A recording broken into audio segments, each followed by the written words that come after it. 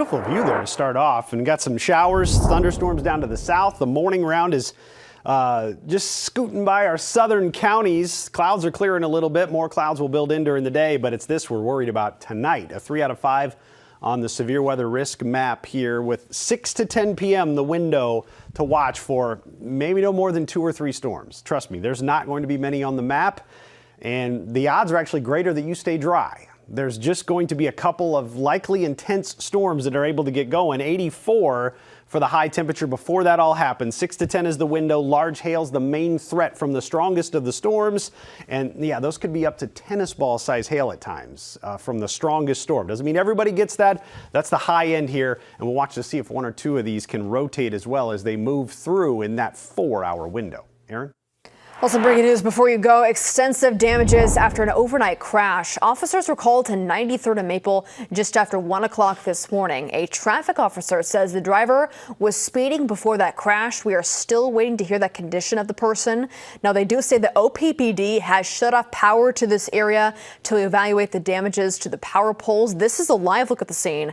Around 500 customers are still without power this morning.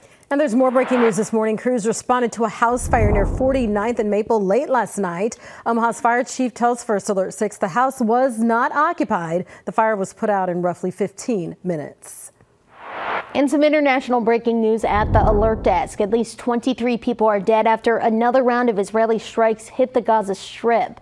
AP News says those victims do include an entire family of 10 people. Now, that specific strike hit the southern city of Khan Yunis. Another strike hit northern Gaza, and 9 children died there. Now, the Israeli military says it tries to avoid harming civilians and blames their deaths on Hamas because they operate in residential areas. But Hamas did not immediately comment on those latest strikes. Aaron.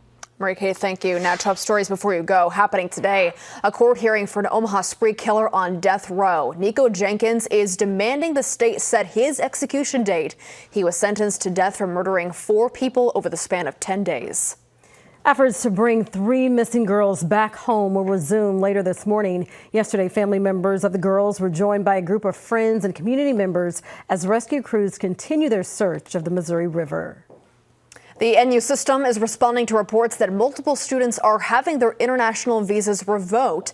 It comes amid a larger national effort from the Trump administration to revoke some student visas. Well, tonight is your chance to hear from Omaha mayoral and city council candidates from Districts 1 and 2.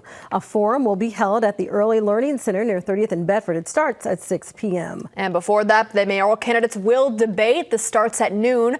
Our very own Brian Mastery will be the moderator. You can watch that live on firstalert6.com as well as our Facebook and our YouTube pages.